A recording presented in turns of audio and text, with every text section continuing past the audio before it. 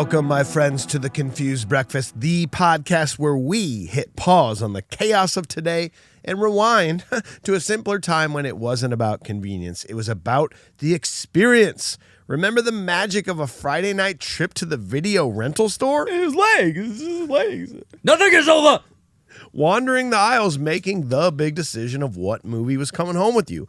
We're all part of the last generation that knows the joy of the search, the snap of the plastic clamshell, and we're here to revisit the movies that shaped us and defined our childhoods. My name is Mike Schulte. Joining me, as always, two dudes who come from Jerkwater, USA. Sean Pryor and AJ Vance. How the heck are ya? It's a small town, but it's quaint. Well, it's better than coming from, douchebag city, Michigan. Canada. Yeah. Who's that? Who's Didn't from you there? say something USA? Jerkwater, USA. Oh, so you're going. Yeah. You're going clean dirt Canada. Yeah. Vancouver. Got him. Essentially, yeah. I heard it's a beautiful city. Actually. It's very beautiful. Yeah. It's, They filmed a lot of it kind of right. Yeah, there. right in there. We'll get there. Sounds wonderful. Yeah. I can't wait to visit. Well, boys, on today's episode, we discuss the 13th highest grossing film of 1982. This movie was Sylvester Stallone's favorite of all 5 movies in the franchise, and it helped spawn endless amounts of toys, comic books, video games, and more. This movie was Sly's first non-Rocky movie to not be a total flop. We're, of course, talking about 1982's First Blood. Except Cobra. Well, damn dang it. Ladies and gentlemen, it's time for another nostalgic journey to the past with The Confused Breakfast. Sit back, relax, and enjoy wherever you are in the world. Take it away, boys. If you know us, you know that we love talking nostalgic movies while ripping delightful beers. Today's beer of the episode brought to you by our friends at Big Grove Brewery. It's easy on this one. You go with the Easy Eddie. There is truly nothing better than a cold, tasty IPA when you are in the beautiful Pacific Northwest. And Easy Eddie is one of the best drinking out there. Cheers to everybody. Check out Big Grove Brewery, our friends. Check them out in the notes. We're all wearing the hats. I dare you. We got some hats. We got some hats. We got Came in hats, today. okay. We kind of like swag. We're into it. We like so. when people send us stuff. Yeah. So. We also like when people join our Patreon because this was a voted on movie by our Patreon members once a month. Anybody from the $5 tier and up gets to actually decide on what movie we're going to do. Rambo won with 28% of the vote, followed by Camp Nowhere and Desperado tied with 16%. Iron Giant 15%, Problem Child with 14%, and surprisingly, despite all the unbelievable amounts of views and comments online when we do a movie in this franchise, Mighty Ducks 3 with a lowly 11%. Wow. I don't think people wanted it so quickly after That's what it was. the way we had our way with number 2. Yeah. I had a guy come up to me last week and he's like, "Hey man, do you really hate Mighty Ducks that much?" I'm like, "What do you mean?" He goes, "I just see all these videos of you, you're just hating it." I'm like, mission accomplished. I'm just being critical. I just like the movie. It's kind of my job. So. I mean, come on. We're looking at just try watching the movie again, guy. All right. I'm just gonna force us one of these days to watch Iron Giant because I want to revisit it, but I want to do it on the show. Yeah. So. Well, if you're new to the podcast, we're going to be reviewing First Blood, scene by scene with a modern eye. But in order to do it properly, we must first discuss it with pure nostalgia. Sean, what was the first time you saw First Blood? What were your nostalgic thoughts? My friend Jordan and I will be watching it in his basement. You know we are, and we fall asleep to it all the time, and we have a great time. Loved it. I just love, we that's all we did was watch action movies. It was Blue Streak and Rambo. Checks out. Yeah, man. Just back and forth Yeah, forever. it's awesome. Yeah. Right in the pocket. Yeah, dude. X-Men and stuff. Yeah, I'm going to give it a 7.2. 7.2. AJ, what about you? Guys, I remember seeing this and be like, "Oh yeah, Rambo, right?" And someone was like, "First Blood," and I was like, "But it's Rambo, right?" They're like, "Well, yes, but it's called First Blood. It's not called Rambo." And I said, "Oh, I've never seen it." So You've never seen this one? I've actually never seen any of the Rambo movies in entirety. Prepare to have a new favorite Stallone franchise, my friend. It might be. Well, so that's very interesting you say that, because I know, though, that I have seen this. I saw this at a very young age at a cousin's house, and I remember being like, all right, cool. I like this, right? But then somewhere along the line, I thought that part two, I didn't know where part 2 and part 1 like were different. I saw them both. Yeah. But I didn't know which one was which, and I remember hating part 2 so much that I thought part 1 was maybe part 2, and I didn't know how to differentiate them, so I didn't want to go back to watch them because I was scared that I would pick the one I didn't want to see. And so I definitely saw 1, and I loved it now that I can differentiate between which one is which. Yeah. But then bringing in part 2 also makes me be like, I don't know what I'm watching. So I'm actually just going to take them all and combine them into one. And it's going to be a 5 for me nostalgically, because I never revisited. I never revisited the Rambo franchise. I thought you were going to say, well, I was watching UHF, and then apparently they just made a whole movie out of that one scene. That one scene. Weird, man. Well, I was watching Hot Shots Part 2 apparently the whole time, and I didn't even realize it. No, something in part 2 made me not want to revisit it, but then I also then had trouble calling it First Blood, because if it's part 2, then that means Rambo First Blood part 1, right? No, it's First Blood. Well, I remember making a joke saying, it's like, well, what was number 2? Second Blood? They're like, no, First Blood Part 2. I'm like, that's even lamer. Yeah. That's fucking Don't you hate when that happens? It's like Fast 5, Part 6. Fast 10. your When they seatbelts. didn't Fast 10 your seatbelts, I was like, fuck you. Yeah. I'm out of here, man. Yeah. Exactly. Well, Josh Miller is on the show today as an executive producer. He says, to be totally honest, I don't even know if I'd actually seen Rambo before now. I only remembered catching bits and pieces of First Blood Part 2 sometime in the 80s. I've definitely seen the newer ones, the 2008 and an older, angrier Stallone with bigger knives era. The old school Stallone movies don't always click for me. Cobra was one of my lowest rated movies ever. Yeah. Big ol' any for me is what Josh Miller says. So, as a group, my friends, we're going to be a 6.1 between me and Sean. 6.1, when you look at all the movies we've done, is going to be fairly low on the nostalgic rating meter. A 6.1 ties in 172nd spot with Days of Thunder, nostalgically. Okay. Not bad, but we can dig out of that hole, I think, We right? can get there, I think. Yeah. Respect. So we are going to go modern day eye from here on out. We're going to go to Sean. We got to learn all the important details in the movie before we can move on. Sean, what do you think? Produced by Buzz Fijans and Andrew Vagina. It's fine, yeah. Nice. But, you got Nice. to. Screenplay by Michael Crozel, William Sackheim, and Sylvester Stallone. Based on the novel by David Morrell. Cinematography by Andrew Laszlo. He's been around. He's done The Funhouse, Tobe Hooper movie, Southern Comfort, The Warriors, Streets on Fire, Inner Space, and Ghost Dad. Oh, I actually kind of like that movie. Ghost, yeah. Mike, Ghost Dad. Music by Jerry Goldsmith, guys. Hey. Well, we'll get there. Edited by John Chapman, directed by Ted Kotcheff, R.I.P. Sir. He just died this year, I believe, not too long ago. He also did North Dallas 40, Weekend at Bernie's, and one of the most underrated movies out there, Wake and Fright. Go check that movie out. Cast: Sylvester Stallone, Richard Crenna, Brian Dennehy, Bill McKinney, Jack Starrett, Michael Talbot, Chris Mulkey, David Caruso, and Bruce Greenwood's in the background somewhere. Oh. It was as early as 1972 that Columbia Pictures bought the rights to David Morrell's novel, with director Richard Brooks on board to helm the film. But with the Vietnam War still in full effect, Brooks thought it was wrong to make a film about such subjects as veterans laying siege on a small town, so he left the project and the film was shelved.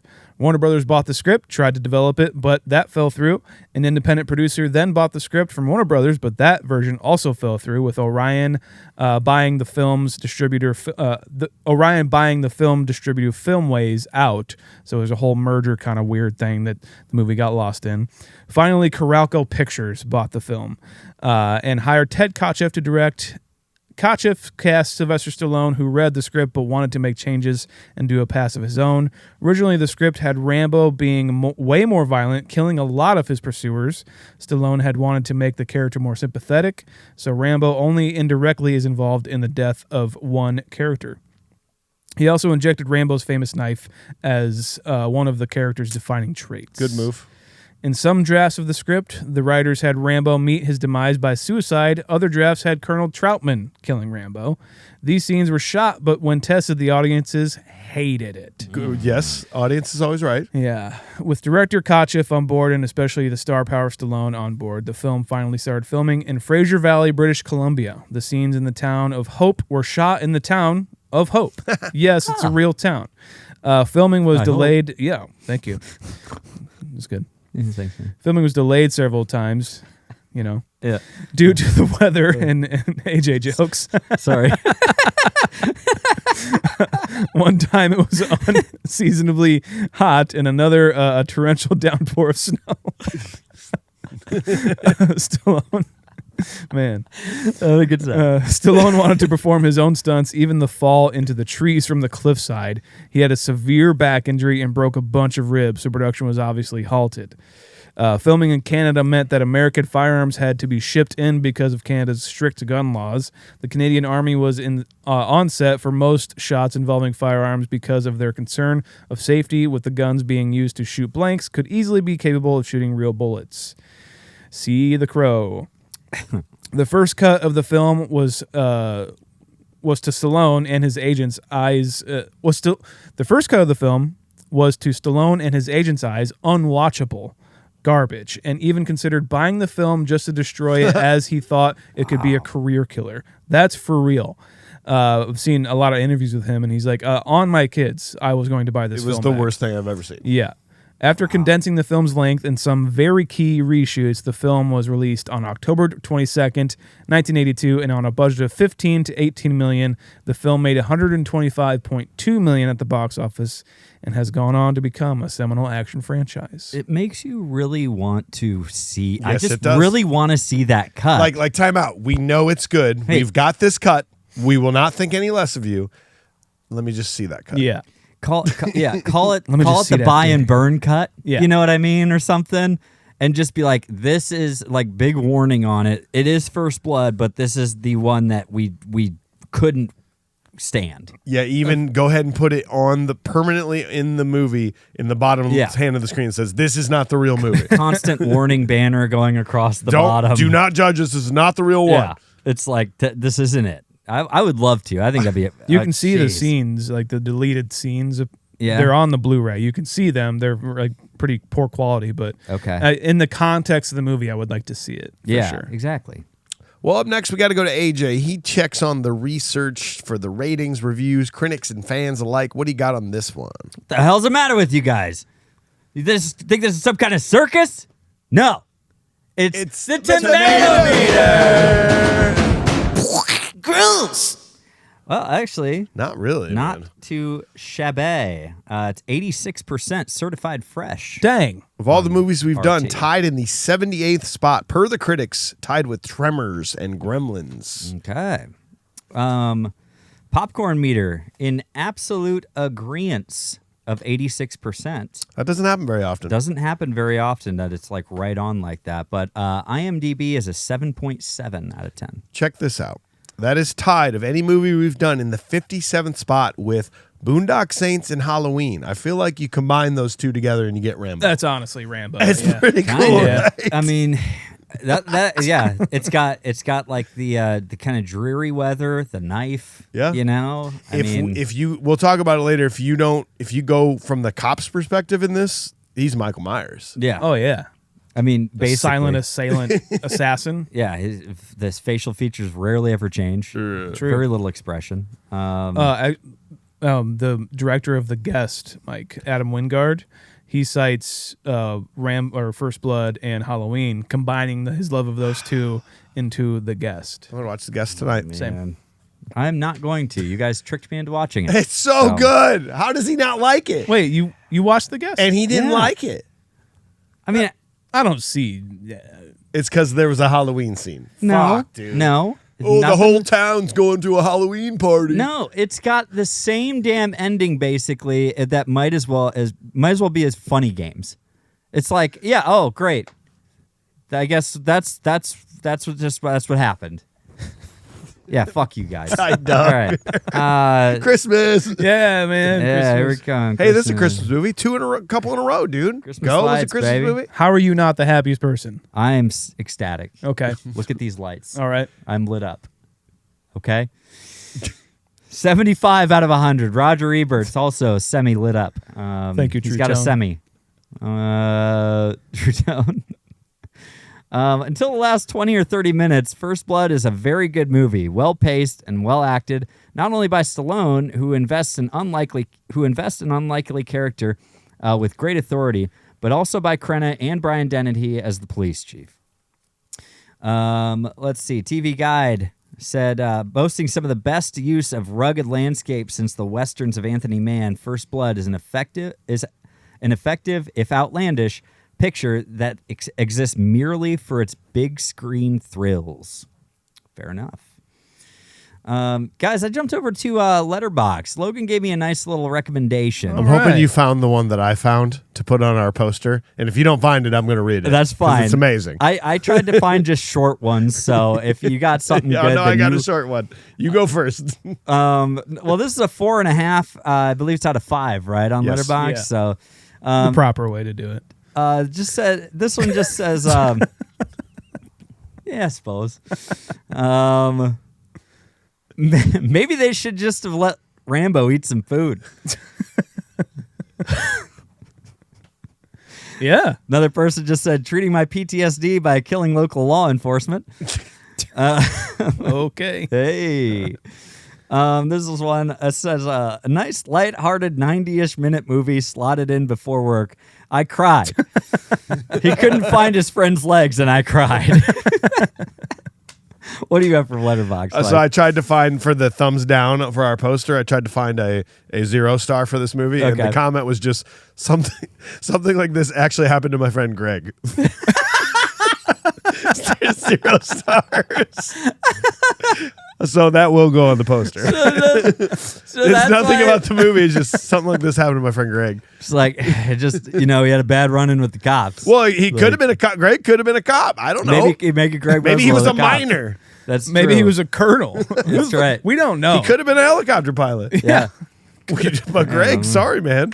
He's just found like one real niche thing. It's like, well, my friend Greg was walking through the woods and he got hit in the leg with some makeshift trap that went into his legs. It could have been that. My friend Greg had a real tough time after that. 0 stars.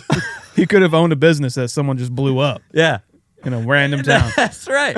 I'm saying, man. We don't know. We don't know. Unfortunately, it's very sad for Greg. Dang, Greg.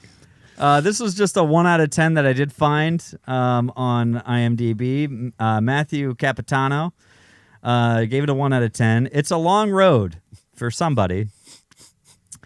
It just says, lazy drifter stumbles into a small town and refuses to comply with a kind-hearted sheriff asking him to leave. Despite the excellent skill and training of the police department, Rambo, Schmuck Stallone, soon goes on a rampage and destroys the city, including transformers, so all the residents in the area have to live without heat or electricity in December. Yeah. Yep. He's saying all my thoughts, so I just wanted to get it out there right now. Rambo will surrender, but not before he gives a 5-minute rambling, incoherent dissertation about all the Flinch guys, friends, he lost in the war and how he can't hold a job for gategoers, 8 hours. Colonel Troutman delivers this maniac to the cops with Troutman's coat draped over Rambo's shoulders so he's nice and warm and his hands cuffed in front of him so he's not too uncomfortable when Rambo really ought to be hog-tied and have his shoes taken away from him. Jesus Christ. That's going to reactivate him, man. Yeah, that's a good point. It's a long road. They're but hanging him from a long stick like a pig going to a roast. He's like, if something's going to bring him back, it's this. It's a long road, but someday the nice citizens of this once quiet town will get their lives back on track now that Rambo has been put away. Until the sequel. Yep. At least I hope. I hope. Well done. Guys, we got some of the smartest people that we know in the world who are in the Little Lebowski Urban Achievers. Patreon.com/confused breakfast. That's right. Yeah. You just go sign up for it. That's all you got to do. It's super easy. We've been seeing a lot of you guys jump on in there and join us in there. A lot of you guys jumping into Patreon just regardless. So we appreciate you guys coming Chair and hanging sniffer, out with us. I hope you got in there, brother. Yeah, chair sniffer. We got Chair chair sniffer in. Okay. Yep, we got you in, Chair brother. sniffer 420. I'm sorry. I don't look at my Facebook messages, brother. I am so sorry. But listen, you were so urgent to get in there that if your first review is garbage, we're just going to kick you out because you were so excited to get in here. So you better make this review important, okay? yeah. We have a standard to uphold here, okay? I take everything to heart, and I feel terrible about missing your message. And if I'm taking it so harshly, it better be fucking good. All right. Anyway, I love. Anyway, you, he Chair doesn't have a Sniffer. review here, but other people do. Yeah, we'll get there. Ricky Hop Dog. He just said hot dog this maybe this time. This has always been a top 5 movie for me, and I run it back once or twice a year. This movie has it all. Action, drama, suspense, and heart. Best of all, no girls. Yuck. That's very true. That's right, man. This is a guy movie, dude. The original is a sad story about a decorated veteran who went from being a hero to a drifter outcast after fighting for his country. All politics and social commentary aside, it's just a gripping tale about one man fighting a war against local police and a war within himself. Here's a humped take. Nice. I like that a lot. This is Stallone's best career performance. Even better than Rocky. If you get the chance, check out the book. It paints Rambo and Teasel in a different light, and it's just as entertaining. Oh, and is First Blood a Christmas movie? We'll get there. 9.6. Damn, son. Straight up. Nice. Let's see. Scuba Steve. I remember seeing First Blood Part 2 before seeing First Blood and being completely thrown off by the original film. It wasn't what I was expecting. I was expecting over-the-top 80s action, but instead got a tense, emotional story about a veteran pushed past his breaking point. What I like about this film is that Rambo isn't a one-man army like the other films. He's just a lost man trying to find peace. It's quiet, intense, and heartbreaking too, and that's all due to Stallone's performance, which I would argue is the best of his career. Again, all right. Okay. Nostalgic, 6.5. Modern day, 7.7. Guys, we got Walter Fielding bringing it on through. All right. The Stallone formula. We're going to win an Oscar, boys. If we don't fuck it, we'll capitalize on people who love to watch an increasingly crotchety yet swole Vietnam vet blow up the world. Same formula for Rocky, except, well, he did win an Oscar for that. The Stallone formula culminates in The Expendables, where he skipped the run at the Oscars, excuse me, or any attempt at making a film that made sense and just went straight for the franchise. First Blood is great. Out of all the Rambo movies, it has the most heart and probably the best genuine performances. In all seriousness, as a veteran, I would like to point out one good thing and 2 bad things. Good thing first. Veterans aren't treated like this anymore. It's an absolute tragedy how Vietnam vets were treated when they came home from the war in the 70s. Today, the attitude has done a complete 180, and I think veterans are thankful for that. The bad is in the beginning, hearing his buddy died from cancer because of Agent Orange. That is still very relevant today with the Iraq and Afghanistan vets, with all the smoke that we inhaled from burn pits and burn barrels, and all the cancers popping up 10 to 15 years later. Also, PTSD on veterans is real, and veteran suicide is ridiculously high. The national average we look at is at 22 veteran suicides a day. The correct number should be 0. Yep. Absolutely agree with you, sir. Hard-hitting, still relevant, great movie. Nostalgic 7.5. Modern 8.5. Nice. An increase there, guys. Raise a big grove to your service, Walter Fielding. To your service, Jean sir. Kui, my sir. All right, my friends, in honor of starting the scene-by-scene breakdown of First Blood, I want to read a poem I wrote to you. I hope you like it as much as I do. Maybe one day we can turn it into kind of like an end credit song of a movie or something like that. Here it goes. Okay. It's a long road when you're on your own. and it hurts when they tear your dreams apart. And every new town just seems to bring you down. Trying to find peace of mind can break your heart. It's a real war right outside your front door, I'll tell you. Out where they'll kill you. You could use a friend where the road is. That's the place for me. Where I'm me in my own space. Where I'm free. Yeah, that's the place.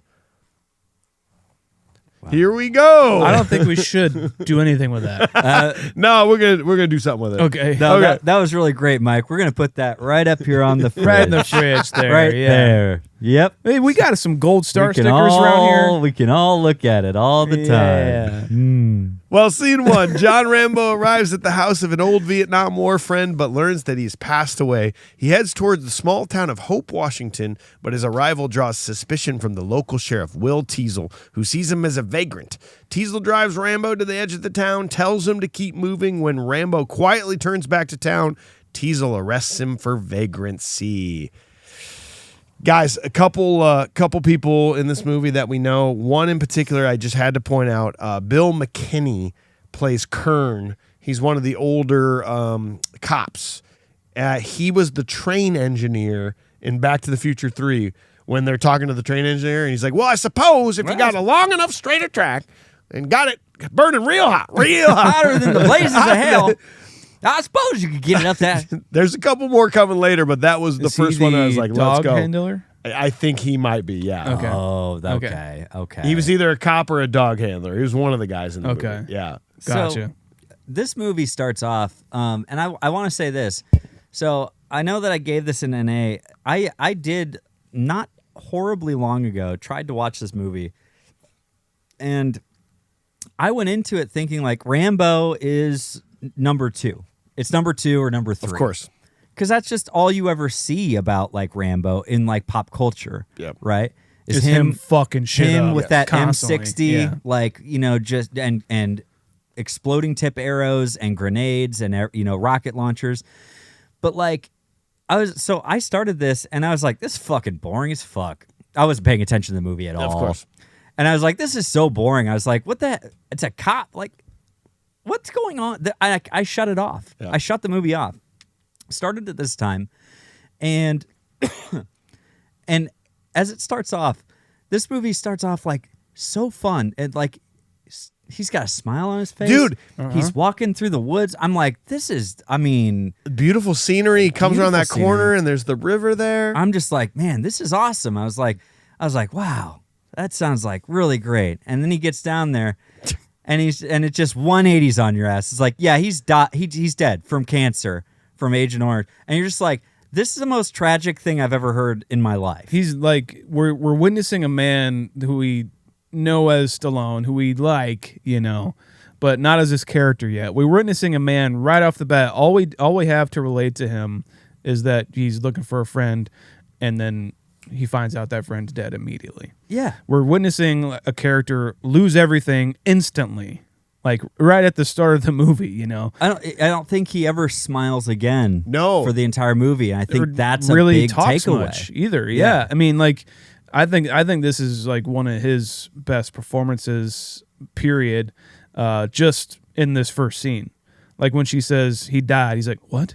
Mm-hmm. It's the most genuine reaction, you know. He's like, and his buildup of like the picture. He's like, Yeah. "Oh, he's No, too I so didn't big notice. in the picture." He's like, "He almost filled the whole frame," you know.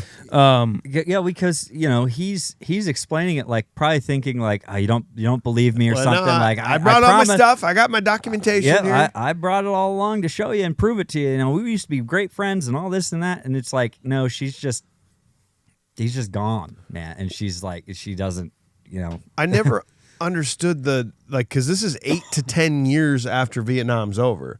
So we're to assume that like he's been doing some fun things. Maybe he is smiling and he's happy. Like that was one thing I never remembered seeing is that this, and I knew it when I saw him smile in that first scene. I'm like, this is the last time we're ever going to see this man smile. Yeah. And I made sure to mark it. But even the dialogue, man, is actually better than you think it is in this movie. The subtle writing details of her talking about how the cancer got him down to nothing. I could lift him off the sheets when we just heard Rambo talk about how big and giant he was. Right.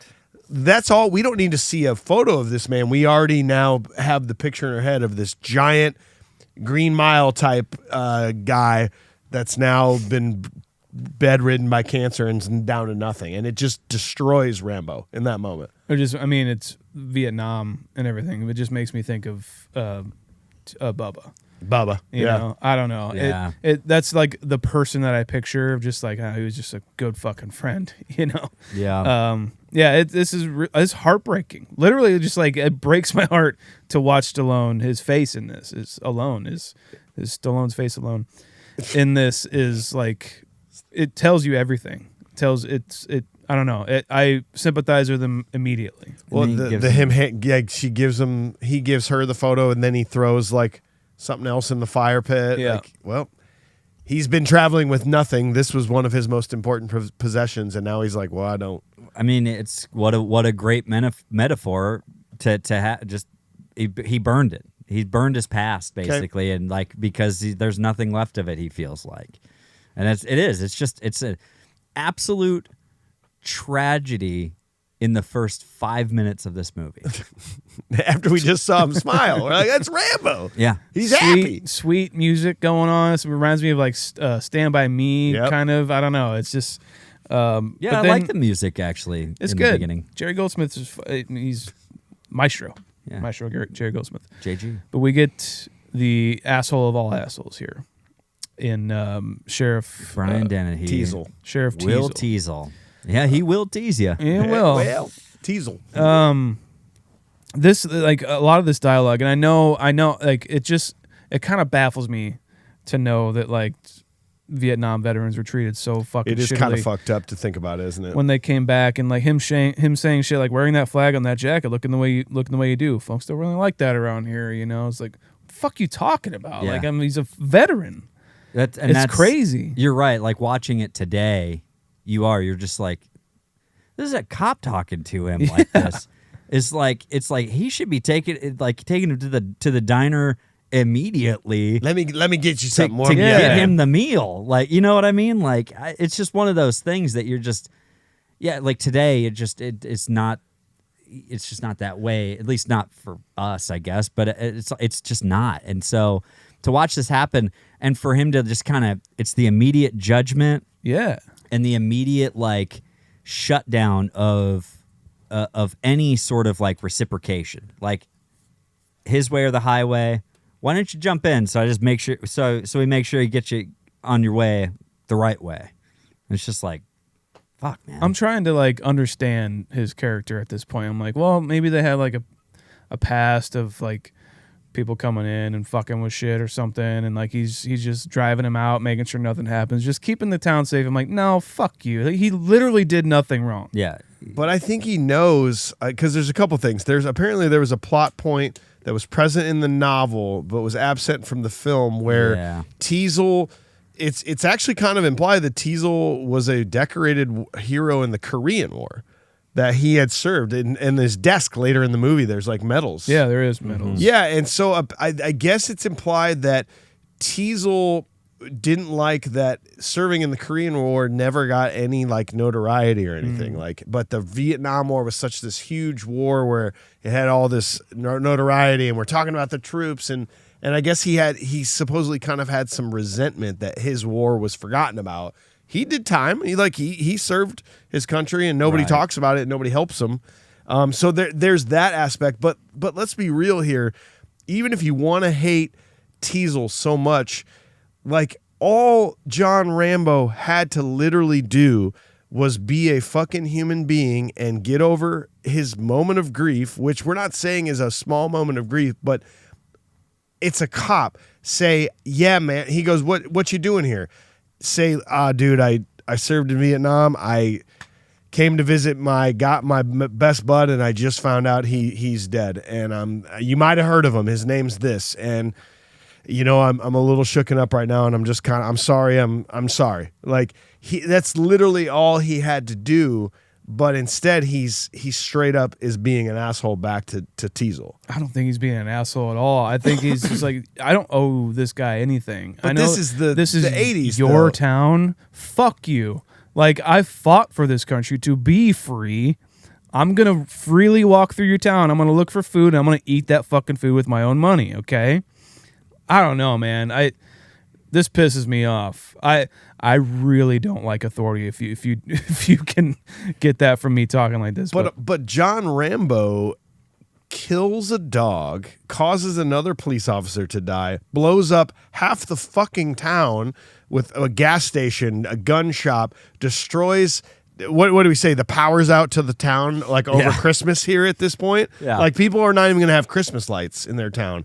And like Rambo's not that great either here, guys. No, he's I'm not that saying great. He is, but like, if none of this would have happened, if he just was a decent person who was like, let's get you some food. But how do you know he literally doesn't go to a fucking diner down the road and a guy looks at him weird with a chopstick?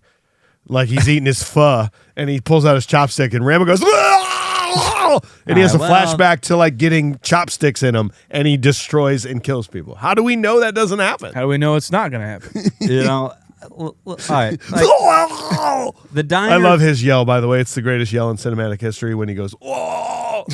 The diner 30 miles down the road, Mike, doesn't have pho. Okay, it's got a Saturday night special and Chopsticks and a Thursday special, and unfortunately, it's Friday. Okay, that's all they've got, and so no.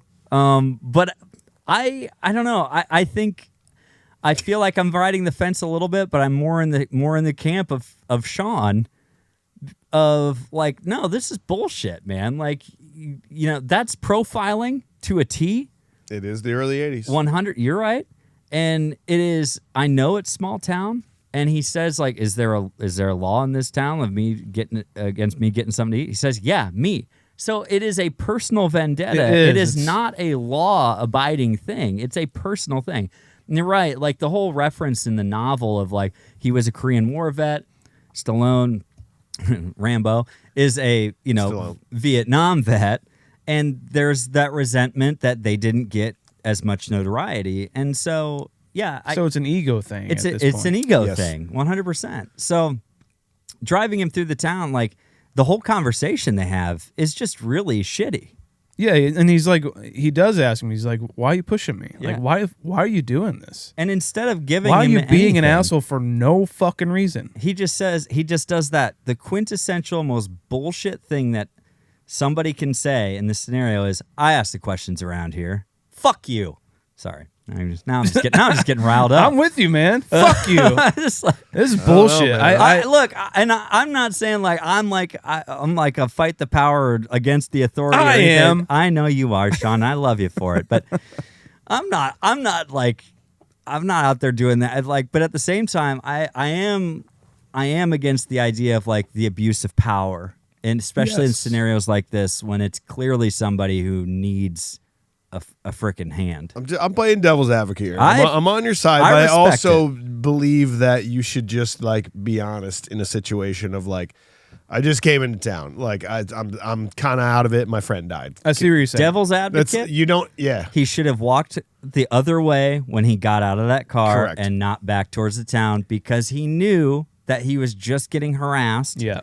And he shouldn't have done that. That is where I draw the line and be like, that was a shitty situation. He should have fucking moved on. See, be the better person. That guy's obviously a shithead. How are we on such different pages? Because I'm like, fuck Rambo, but then I'm like, all right, fine, Rambo, go ahead and do what you want. Like, I love that he walks back across the bridge because, like I don't know. It's just I'm so conflicted on all this because obviously Teasel. If the town finds out that Teasel's suppressing local businesses by not letting a man spend money at his restaurants, I mean, good point. But also, Rambo, like, you need to walk on. He's trying to contribute to the local economy, goddamn. Instead, when he turns around, it's such a badass moment. Yeah. When he goes, fuck it. I'm hungry now. I'm hungry. I'm not hungry 30 miles from now. You also said you were going to take me 30 miles to another diner, and he didn't do it. Exactly. I want to take you out to the edge of town. Make sure you get going the right way. Okay. All right, you piece of shit. There's a diner about 30 miles up the road. Well, is there an Uber? Like, what can I do Catch a here? ride with a logging truck. Yeah. You guys have yellow taxi out here? or like redwood taxis or What is it? Or like what you got? what do you hunt elephant with this knife? Or That's basically what he says. Dude, like him getting like back into the station though. Then again, so what, Mike? You think? Well, he should have just complied with these officers who were beating him. We'll get there. Yeah, you want to move on to scene 2 here? let's do it. Okay, scene 2 you're gonna hate this take. Great. At the police station, Rambo endures harassment and brutality led by Art Galt. Flashbacks to his time as a prisoner of war flood his mind, and Rambo snaps. Fighting back violently, he overpowers the officers, escapes the station, reclaims his hunting knife, and flees into the dense Pacific Northwest wilderness. Teasel gives chase, but Rambo escapes. Go ahead. What kind of bullshit you got now? I love Art Galt. Art Galt. Dude, and let me preface this. First of all, it might be the fact that he literally played the hobo Gabby Johnson in Blazing Saddles. Yeah. The guy that's like, chicken shoes. Like, Yeah. something about this guy makes me actually like him because of how good he plays a hateable character. Like, this dude is talented at making you hate him. That I can get behind. I kind of liked Art Galt until, I mean, just listen, do what he's saying, like how did you put it?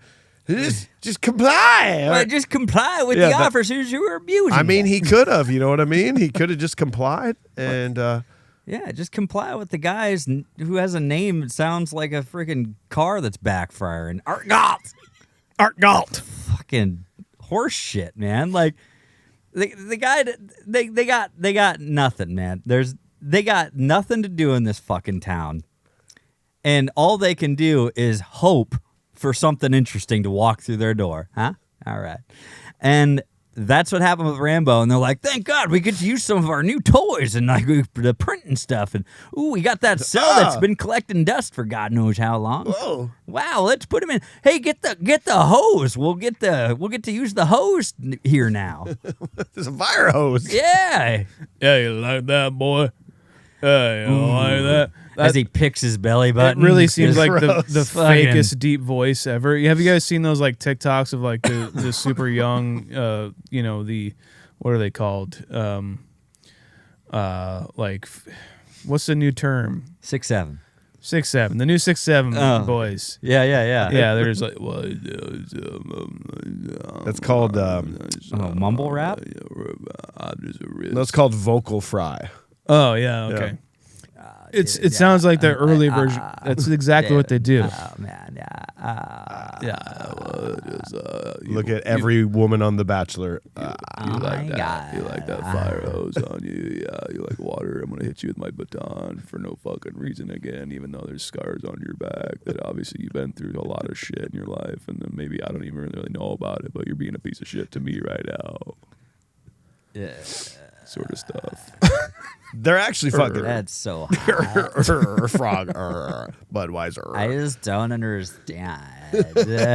They're actually kind of stupid though, because they say this line about we got to make you presentable to the judge, which I always got stuck up on. I'm like, well, why? Is there like some law that he has to wear a suit to the jail or whatever? But I guess you could take it that they're pretending to uphold law and order rather than admitting they just want to abuse this man and bully him and make cruelty. But they're stupid because if he really is going to go in front of the judge, they're trying to say vagrancy and this guy's a bum and we need him out of our town. You don't want to clean him up. You want to make him look like absolute fucking shit. You want to make him look guilty of the crime that you're committing. Yeah. That's a These good guys point. are idiots. That doesn't make any sense. But we at get all. our licks in.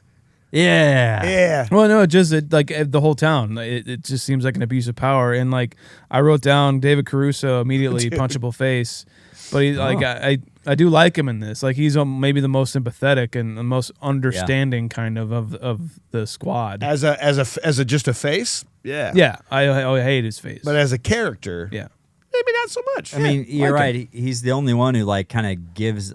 He's the rookie. It seems like. Yeah, maybe a something. little bit more so than the other guys. We aren't golfers. Working together before you mama's wiping your nose.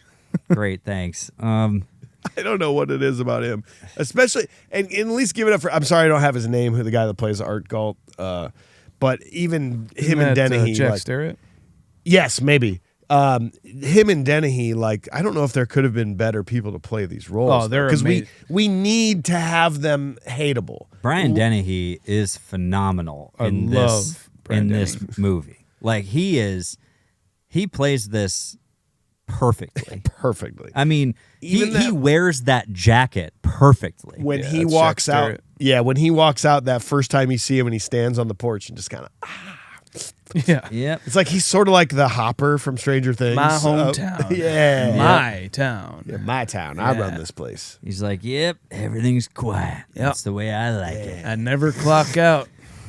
Nope. Never clock out. Never clock out. But it does establish it very well of him like saying hi to everyone and knowing everyone's names. Yeah. And like, I mean, people do respect him. I mean, this is a rough and tumble. It's actually British Columbia where it was filmed. There is a real hope, like you said.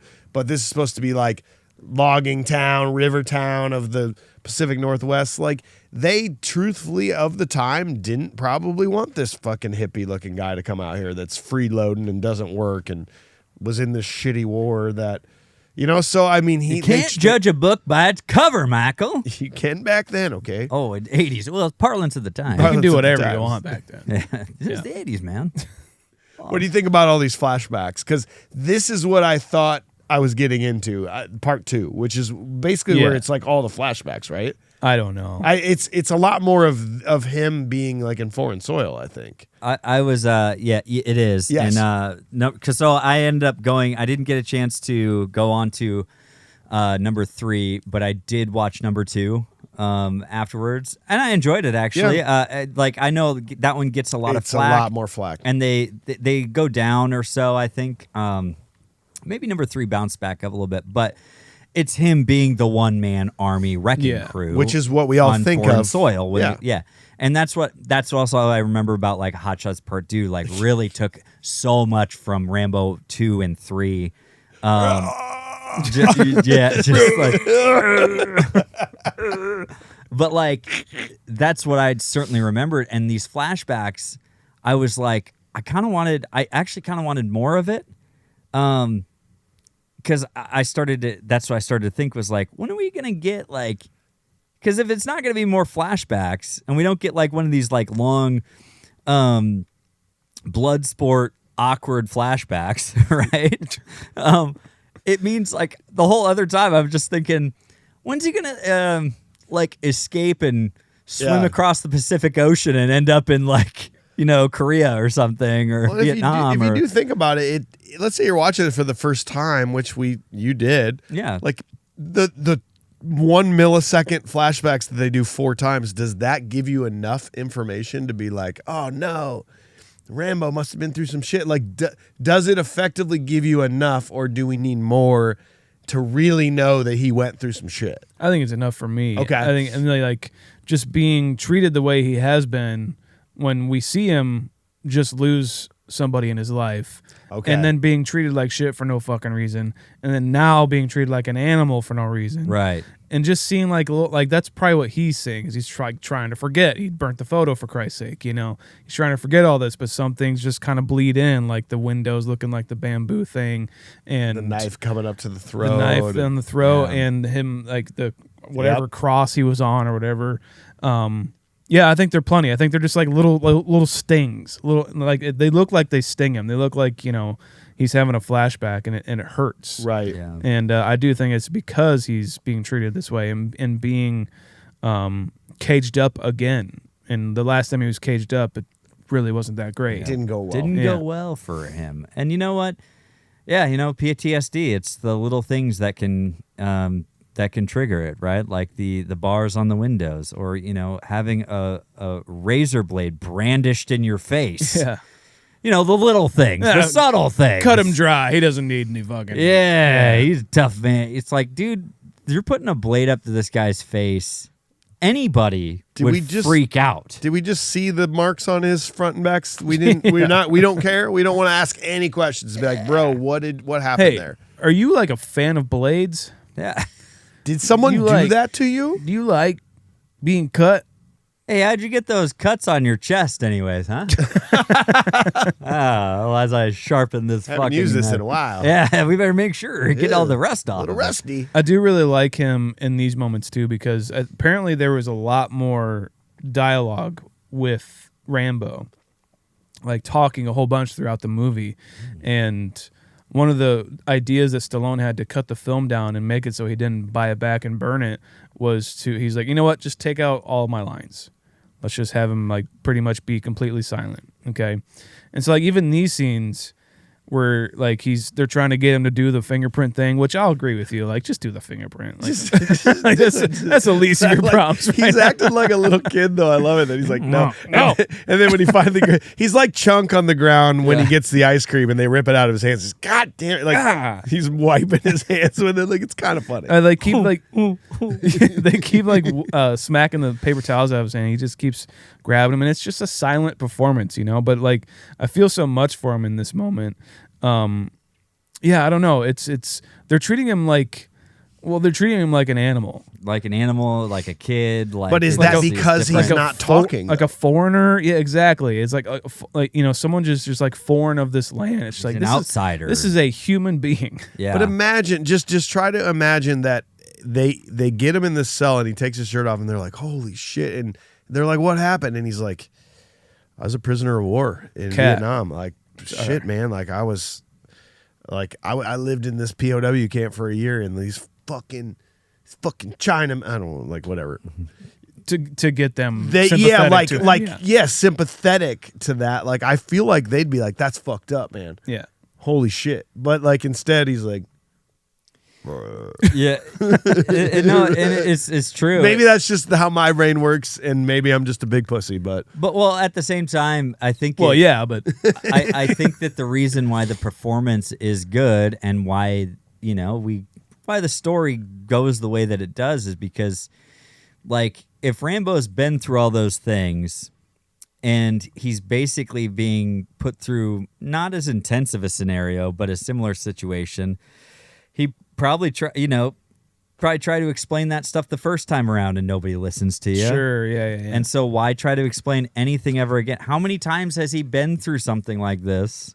And will these guys actually care? Yeah. I'd like to think they would, but these fuckers don't stand a single chance once this guy goes off. Once this man goes off, it's over. Vietnam vets, what I was reading, it sounded like that when Vietnam vets came home, this is the epitome of it, is that they just came home. There was no debriefing. No. Yeah. There was no program. For most things. For a lot of them, for everyone. It was just like, Thanks. Hey, you went through hell. Now you're just going to go, welcome back.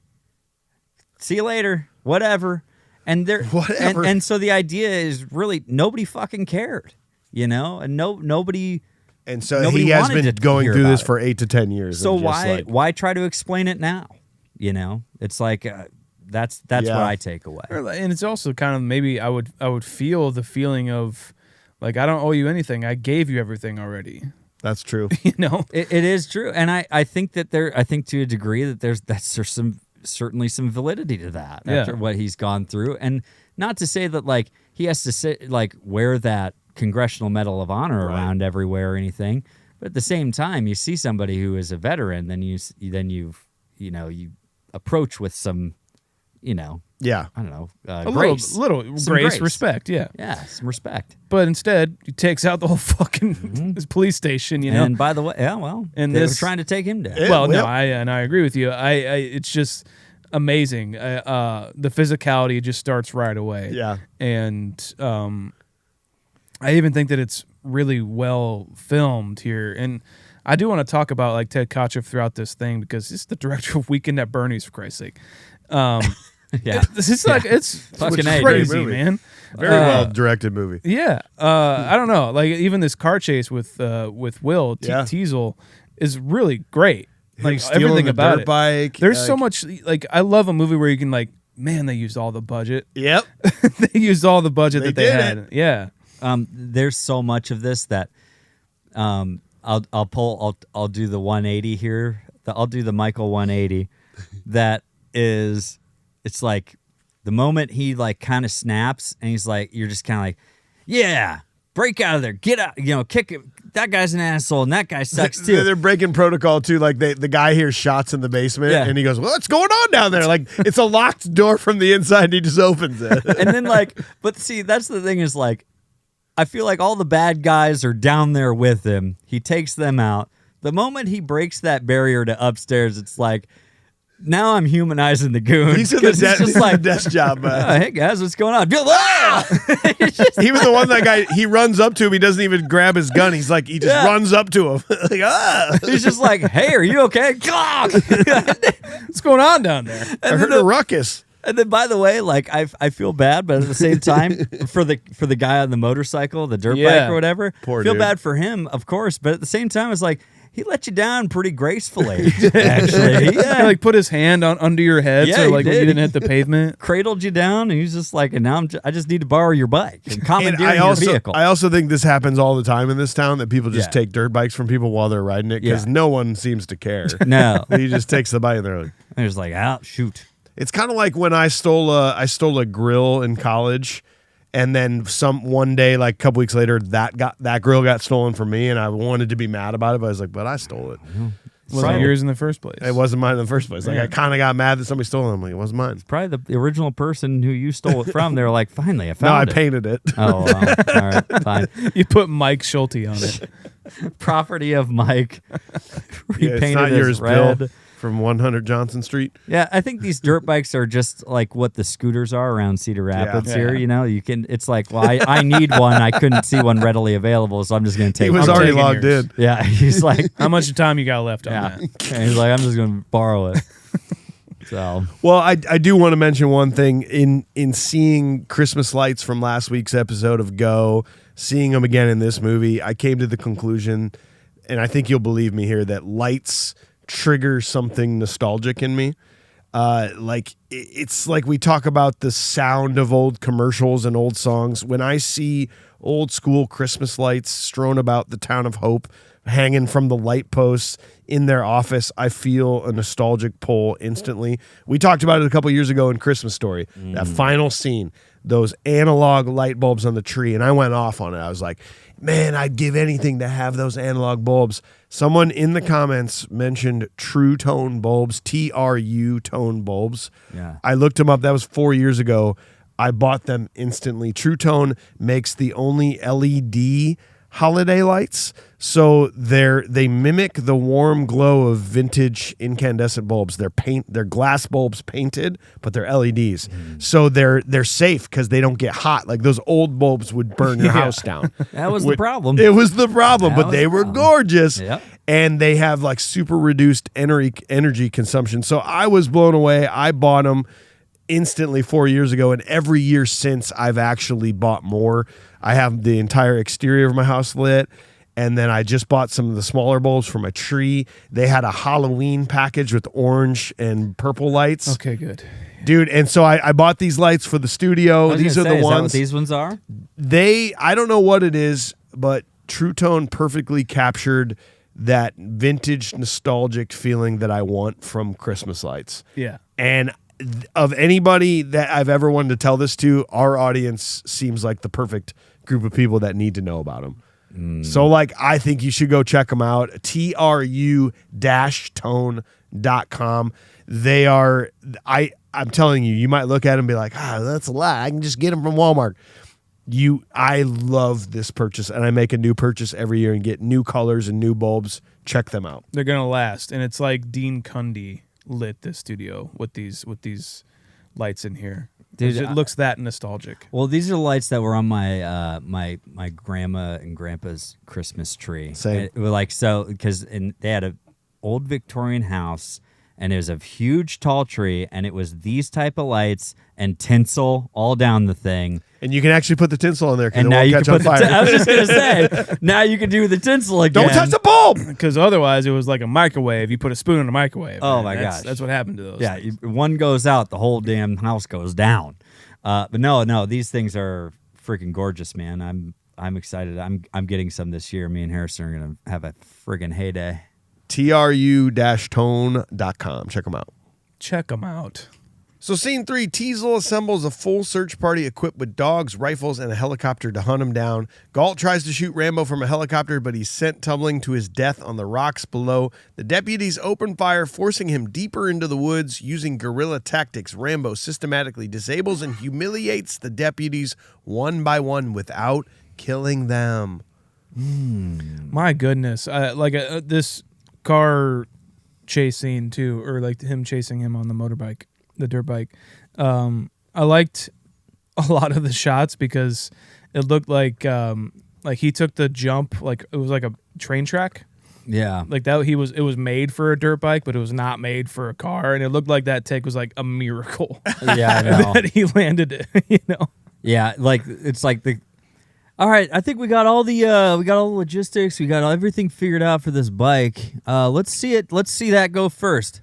Perfect. I mean, that worked perfect. Let's do the car now. Yeah, fine. And it just ran with it, and it's like, wow, that was intense. Well, didn't they say that car flipping wasn't supposed to happen? Like falling down the ravine and flipping over? Or it I don't know. It was supposed to happen, but he actually like got injured in the process or something. Oh shit, I don't know. yeah, stunt driver The did. stunt driver got injured during this chase. Jesus. It was that intense, and I mean, the conditions were pretty real though. That's the thing too, and I mean the dirt bike too was like that was really really intense. Especially the for some reason it was very funny to me though when he like takes off after he jumps on it the very first time, and he just goes like right into a car. Basically, he's like he gets stopped by that car, Yeah. and he's got to go around that. It's like automatically like intense, and like he had a straight hole shot, right?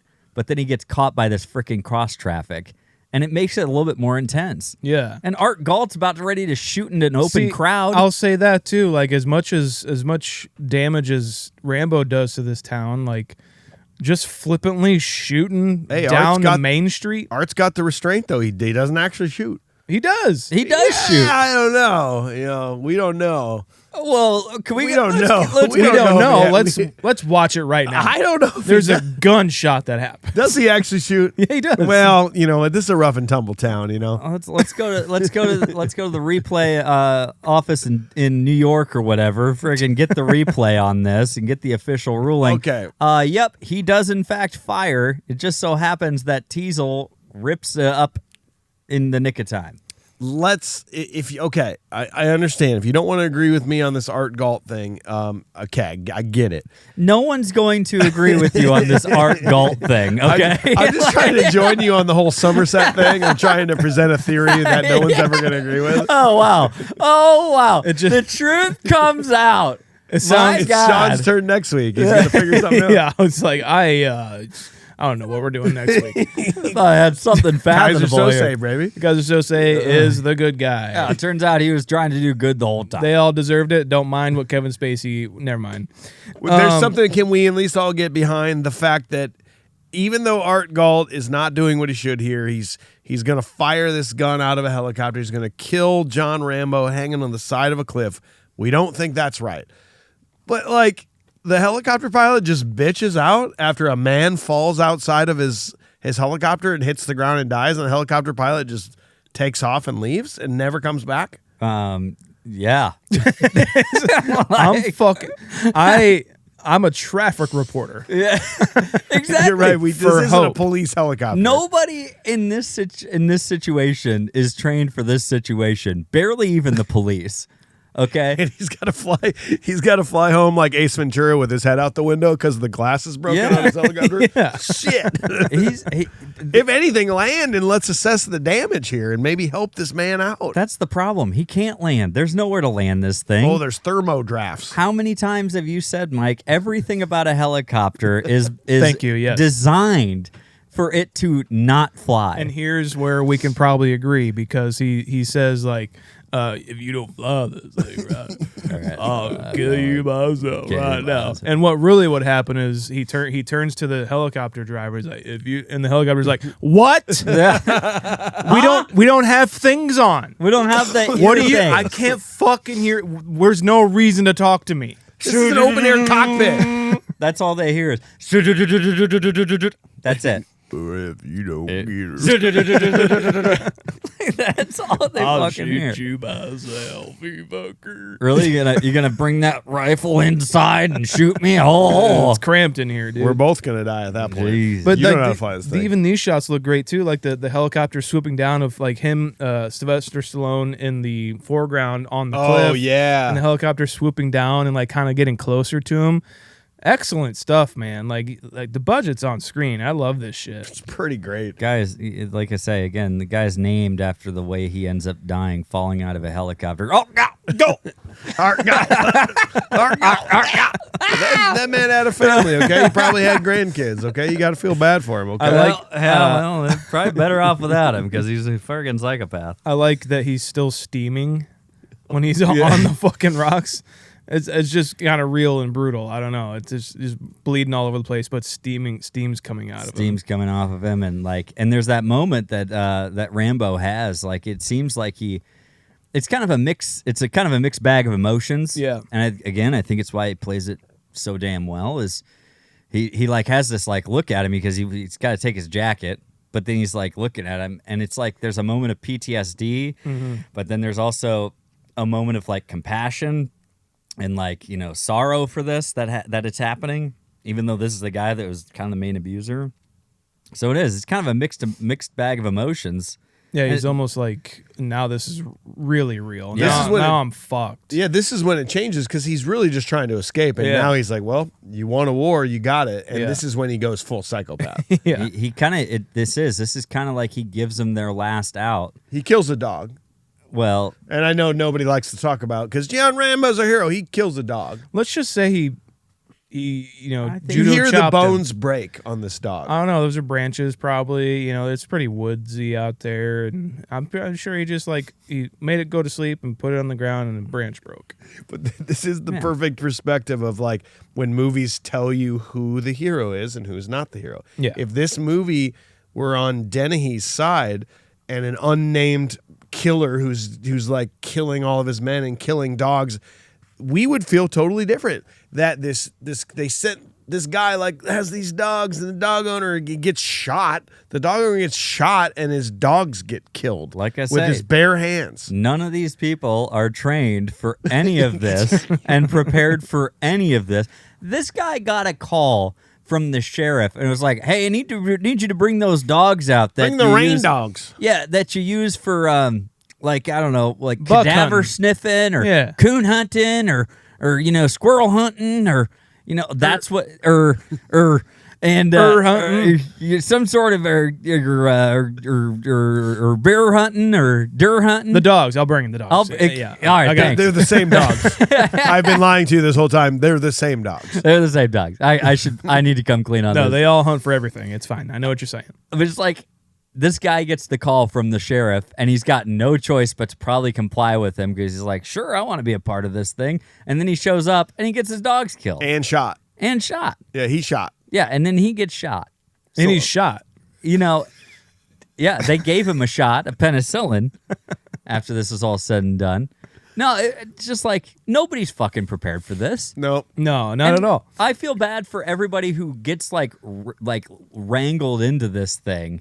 Honestly. The only guy I don't feel bad for, he is my punchable face. I'm going to go ahead and hit this. Hit it! If we were on a train to go punch a face, I'm on board. That's what I'm talking about. One of the guy that like Rambo steps in front of the guy and he shoots and Rambo steps out of the way. It's like he goes, "I got him." It's like No, he didn't. He didn't. No, you didn't. No, you didn't. He looks like Chris Penn. He's kind of like the overweight cop. That guy is totally my punchable Is he face. the I guy think who he's the gets- one that gets the things in his leg. And Okay. Does he have the scrum with Caruso? He might. Okay, yeah, because they almost fight or something, Oh. and Will is like, "Get you fuckers are dummies." Yeah. Okay. He's totally my punchable face in this one. Okay. I think most of them are. The other person is the my punchable face is the National Guard leader Yep. Me too. guy, because it's just like everything about him, and then for him to be like, "Oh, come on, Will, I got to get back to the pharmacy for." But I apparently, got work in the morning. but apparently that's kind of how it really is, I guess. Like, like they're not the full-time guys. Like, they're like the volunteer firefighters. Like, the one guy says, he's like, "I just do this on the I side." do this part time. I'm not going in there. they're so gung-ho about it until Rambo fires one shot back at him, and the one guy's like, nope. I mean, like this is the problem. guy. The guy they're dealing with is a guy who takes what looks like is the interior of a 1976 Chevy van or something, and like uses it as a poncho. Yeah. Like I'm sure I think I saw that in like Abercrombie and Fitch for like $700. Yeah, I Yes. think so. Like that's the kind of guy they're dealing with. Fall 23 collection. Yeah. Yeah, it was really back. good. Yeah, there was a lot of good stuff in there. Check it out. Not a sponsor. Solid But stuff. like also a guy with a knife who has like bullshit. Was that like what is it, like the sewing kit basically yeah. in his fucking knife? Like this Sewing is the kit, guy. Like glasses repair kit. then when a they're condom, yes, gotta have it. beef stick. Bearskin. Is that the condom? Yes. Oh. Yes. Yeah. No, he just has bearskin in there. Caruso even says it when they go through his credentials. He's like Green Berets. I knew there was something about that guy. Man, What the fuck did you know? That he was a Green Beret? I just had a feeling that he was a badass, and he's absolutely correct. Speaking of that sewing kit, dude, I couldn't pick apart him sewing his arm. It looked that looked fantastic. absolutely real. Yeah. Of him sewing that shit. The blood coming out. And there was nothing, like you couldn't see where they like maybe put in a fake arm prosthetic. Even him Uber. working with it, Yes. too. You're just like, well, there's skin under that prosthetic. I imagine that's a prosthetic, and he's just like digging in there. I'm like, damn, it looks really good. It does look really good. And like again, that's kind of the thing about everything that you think about Rambo is very still subtle in this movie. Even the knife and him unscrewing that, the butt end of that knife, and like, but that's so iconic. Mm-hmm. Like but it still is fairly subtle throughout a lot of the movie, like his knife, even though he does make it a point to like grab that before he leaves the station. Yeah. A lot of people making bad choices here, though. At this point, Rambo catches Dennehy, Teasel, gets him out in the real world. You're the law. Up here, I'm the law. Let it go. Let it go. And literally, Teasel Teasel probably shot himself. He falls down like crying. Like there are tears coming out of his eyes. You let it go. You go, oh shit, whoops. Couldn't get him. But then also, he doesn't do that. He's like, no, we're going to go back with a vengeance. But then at this point, Rambo maybe make more of an effort to leave. Like, go.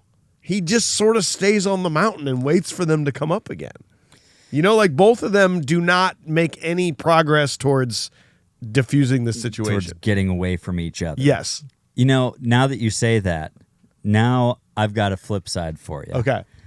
So we've been following Rambo here now, and he has these PTSD episodes that trigger him to like basically go through this whole thing. Oh, This triggered a PTSD episode for Teasel. I like it. And that's why he has the vendetta. I would have loved that. Violence begets violence. Yeah. Man. Yeah. Because like the never-ending cycle. He's a Korean War vet too, and it would have been a great callback for them could to have explained more. imply or at least give us something on him. They never really, it's still hard. You have to paint your own picture of why Teasel hates this man Correct. so much. Yeah, well, and I think it's a lot of like a Stallone rewrites, to be honest, True. because in his movies, I think he has a pretty big ego. We love these movies, obviously. Totally. Cobra's a masterpiece, but like it's Totally. pure ego. And I'm pretty sure I have to imagine like a lot of that was taken out Yeah, to dude. make Stallone or to make Rambo more sympathetic and not even a hint of doubt that like, you know, Teasel might have a point. You know, Which is why people don't get on board with my opinions on this one, I guess. Correct. yeah, never, absolutely not. Yeah. Now, if we saw the movie version where on the bottom it's like, don't watch this, it's not the real version. Yeah. I bet you might feel this way. You don't know. Yeah, you might be right. You might be right. But yeah, like I think that's I think that could be very valid. And then, are we at the point where Troutman comes in? Or? This is it right here. Well, I just want to say the taking them out one by one, like all the traps and everything. I just love how this is like edited, and I love how he takes them out one by one in the police station, and then in the wild takes them out one by one. They didn't have like, enough. his way, pretty much. I don't know, like the whole movie leading up to this point, it just seems not like the movie could end right here, but like I like this as like a final kind of exclamation point on this act of the movie. Yeah. Of like, no, I'm this is what you're dealing with for real. I took everyone out, and he even says to him, he's like, I could have killed them all, but I didn't. Right. Which is very true. And I could kill you right now, but I'm not gonna, you know? I think because I was watching it with my wife, and the idea, like, it's all very pretty brutal. I mean, he's got people strung up, that trap into the guy's legs. That's terrifying. That is horrifying. Don't like that. And then, like, what else kind of happened? I mean, he was able to kind of trick somebody into getting shot, I think. Yeah. And then he snuck up on Caruso and like knocked him out or something. Or he like Yeah. knifed him in the back of the leg or Yeah, something. yeah. Yeah. So, I mean, he had all the opportunity, but then you have to explain, it's like, there is one kill in this movie, and he is not responsible for it, really. You brought this on yourself. And, like, that's, again, it goes against everything we think about with Rambo. In the next one, the kill count is, like, super high. Yeah. But, like, Of course. in this one, It's the not. sequel syndrome. It's this like, we Yeah. gotta go crazy. Bigger Let's and better. elevate it. Yeah. And so it is a fun thing to point out. Like, there are no deaths except for that one guy. It's not his fault. And then he could have killed everybody. And you're right. It's a really great kind of transition once that happens. And Dennehy gets he's got the knife to his throat. And even right here, when Troutman is introduced, you know, I love getting, because like I said, all we really know about Rambo is that he lost his friend. He's a veteran and has a lot of PTSD from being in the war. That's really it for right now. And we learn about Rambo when Troutman comes in through him mostly arguing with Teasel. And I love that about movies, where you learn about your main character tangentially through other characters. You mean like when your wife's like, why is he doing that? And you're like, I'm sure they're going to tell us. They might have a conversation, a long one even. I don't know. Maybe we'll watch the whole thing Multiple and find out. scenes where they say stuff about him. I didn't We can watch do this. We can Who's do this that? together. I don't know. I I'm didn't- watching this too. This is both new for both of us. Who is that? NA over here. This is my first Never time too. Okay. It's called a movie, start to finish, front to Definitely, back. definitely a guy. That's it for now. I'll Let's report keep back to going. you. It's a good thing I didn't watch this with Harrison, because the only thing he asks now during movies is he a good guy or a bad guy? Every I time. don't know. Any movie we watch, man. And I'm like trying to explain, like, you know what? He's a good guy. Well- but he does kind of do some bad things. You Yeah, know? that's too like much. that kind of thing. It's complicated. I'm trying to explain the nuance, you know, but no, I was not gonna watch this one with him. No. The sticks to the leg and maybe groin area might have been a little bit much. That'll do it. Well, scene 4, Rambo's former commanding officer, Colonel Sam Troutman, arrives to help coordinate the search and makes contact on the radio. Rambo vents his anger and trauma, shouting that they drew first blood. When the National Guard corners Rambo in an abandoned mine, they fire a rocket launcher despite orders to wait. Collapsing the entrance, Rambo escapes through a ventilation shaft. I don't know if you guys had ever seen Richard Crenna in anything else before. The main thing I like to say he's in is Summer Rental. He's actually the bad guy in Summer Rental with John Candy. And I don't necessarily like Richard Crenna as an actor. And this, I'll point something out later where I changed my mind a little bit, but this was worse than I remember it. Of him, his very just poor delivery of this. He's a bit hokey. Yes. Right? And like I struggle with it right? real hard. He's kind of really important. He's Isn't he a in, like, very the next important 4? character. It's the way he says the stuff is like really odd. And it's like just whatever. So somebody didn't make Rambo. I made him. God didn't make How Rambo. long Yeah, was, thank you. How I long made was he standing there? Exactly. It's a big like reveal. It's like 1940s ish kind of Yes. this kind of main character. He almost has main character syndrome. He's just not even the main character. I don't know. Just the way he like moves his head and like it's almost like the mom in Nightmare on Elm Street. It's like Yeah. everything he says, like every inflection he has. Oh God, the mom, and I forgot all about how bad she was. It's like whatever he says is so profound to him that it's like Yes. the words out of his mouth just sound. You weren't there. Yeah, I don't know. This is where it makes a lot of sense that Teasel is just feels like he is just turned off by this guy and kind of hates because he's just the pretentiousness of yeah, it. he like recoils from the profundity of everything he says. But then In if he's- Vietnam, you can bet that Rambo and I got pretty confused. But we had orders. When in doubt, kill. kill.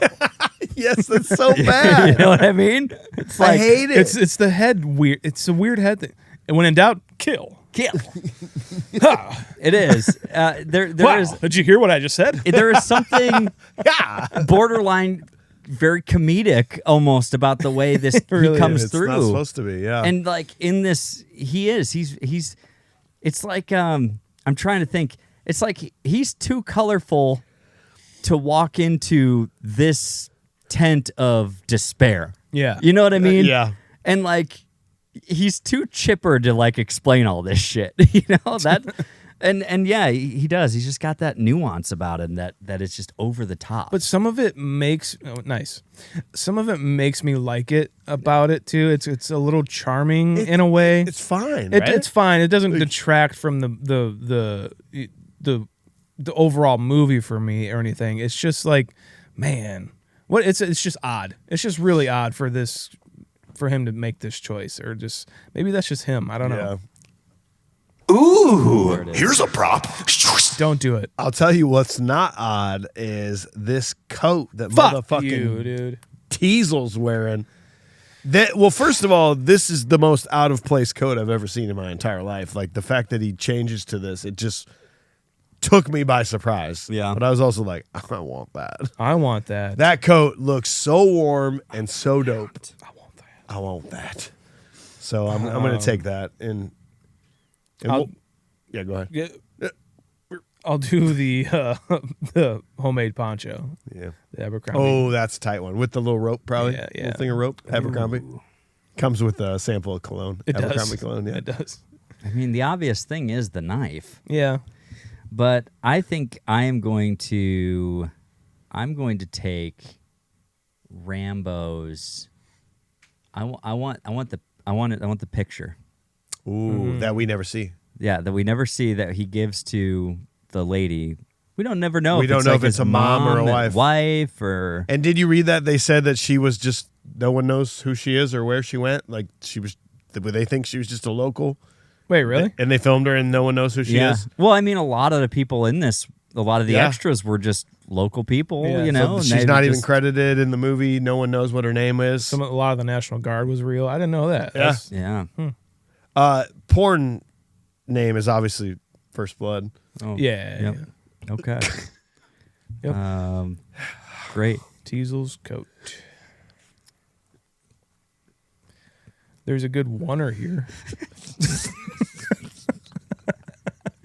This is the great depiction of our podcast. Is I'm like, we should do porn parody names, and Sean's like, can we talk about the oneer?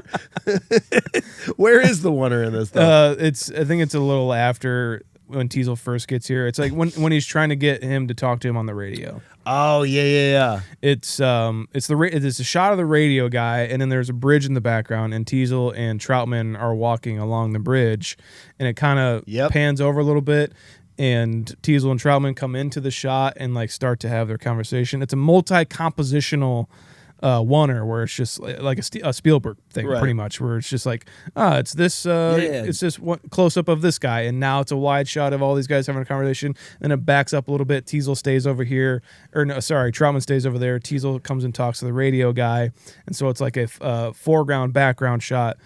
Subtle shit here. I don't know, man. We've officially done 2 Ted Kochik movies and 0 Stanley Kubrick movies, which is just kind of fun to me, honestly. Yeah. I actually kind of appreciate that. Underappreciated director, in my opinion. I'd I say think so. he's doing a really good job here. I agree. We already talked a little bit about the National Guard, caving this in, and the shot of them trying to recreate the Iwo Jima shot. God, dude. Yeah, dude. It's Like- kind of funny. These guys are like bumbling. They idiots, are. and it's made to be funny. I thought almost. before they said National Guard, I thought they were like a militia group, Yeah. and they were kind of making fun of like we're our own militia and we train. And Dawn then of the Dead, when be kinda something be- happens to them, they're like, yeah, never mind. This is totally a John Hughes cut, by the way. Where Teasel is just he's talking to the commander, and he's like, I want you to get up there, I want you to surround and secure the area, and I don't want you to fire a shot No until I get there. shooting. Do you understand? No shooting. And it's all shooting. And then this guy has the audacity to try to to send this guy up there. Now you go up there. All right, well, Bob, I want you to go up there. I want you to go into that mine. No, I ain't going in there. I do this part-time, man. I'm the No way, dude. These are the goons. Yes. That are humanizing themselves. And then, out of friggin' nowhere, who gave these guys a rocket launcher? Let's use the bazooka, dude. Fuck yeah. Where's that rocket launcher? It's like, Jesus. I like dude. that. This is the first time Rambo's kind of like, oh, fuck. Yeah. Because he has to make a decision. He's got to go either come outside or go deep into this thing. And he does shoot at them. Yeah. he does. Real bullets. Oh, yeah. Oh, yeah. They barely miss. Hey, they drew first blood, man. It's They true. drew first It's blood. true. baby. I got to remember They drew that. first blood. I got to remember that, yeah. But listen, They I drew just first blood. this Halloween I just rewatched The Descent, and yeah. immediately was sent back to fucking hell watching I'll him never watch crawl that again. through caves. I don't think they do enough to convey what he truly went through, not knowing he was going to escape this. Yeah.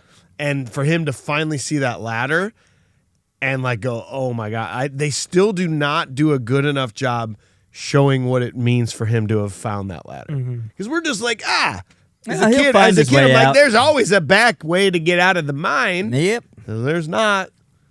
As we know from The Descent. Yeah, I think at Did this she really get out or did she not? Yeah, maybe we'll have to talk about it someday. Nah. And make AJ watch it. Oh God, that would be awesome.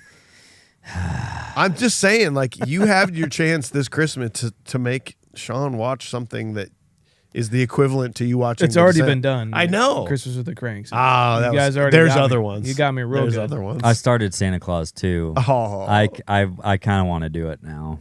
Just saying. I'm guys. just saying we haven't decided officially what I'm December is. saying, I'm just saying. I'm not saying. I'm just saying. Okay. All right. But guys, the crawling through the mine though, like, I mean, the rats is pretty epic. Like, you know, when I'm watching it on TV, like those are some rats. Those things are big. Those things are damn near possums. They were real. And they were real.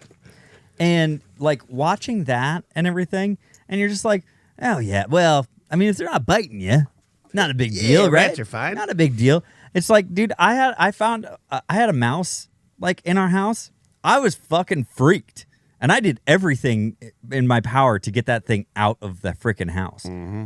Like, it's the elephant and the mouse, man. I get why the elephants are afraid of them. They're fucking little creepy little things. I don't get skeeved out that much by shit like this, but this freaked me out. Yeah. Like a shit ton of rats. Those are rats. Not a mouse. Those things are radioactive Yeah. They're hungry. redwood rats. Yeah. Yeah. Fuck that, dude.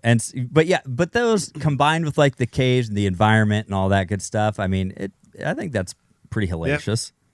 Well, final scene, Rambo emerges and hijacks a military truck loaded with weapons. Returning to Hope, he wages war in the town. Rambo wounds Teasel but hesitates to finish him off. Troutman intervenes, calming Rambo as he breaks down, sobbing over the horrors of war in the country that abandoned him. Troutman gently escorts, I like that, the broken soldier out as Rambo surrenders, leaving the once peaceful town Hope in ruins and silence, and Christmas is over forever for the town of Hope.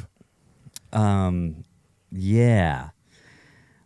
This is where it kind of takes the turn, and you're just like, you could have driven away. Again, this is another opportunity for him to just. They think he's dead. Yeah. Perfect, bro. Great. Let's go. Let's get out of here. And he's like, nah. He's like, No, there's some innocent people down there we could go fuck with. You drew first blood, not me. I'm gonna draw second, third, fourth. And then fifth, sixth, seventh. I'm going to actually ruin blood. any generational wealth you've been building up in this Well, you town. know that restaurant I was going to go to that you didn't allow me to go to? I'm going to go there, but I'm going to blow it up. Ooh, and while I'm there, I might just set fire to the gas station. Yeah. Don't like it. Guys, every establishment in this town is a mom and pop shop. What the fuck? That's what I'm saying. Everything is a mom and pop shop.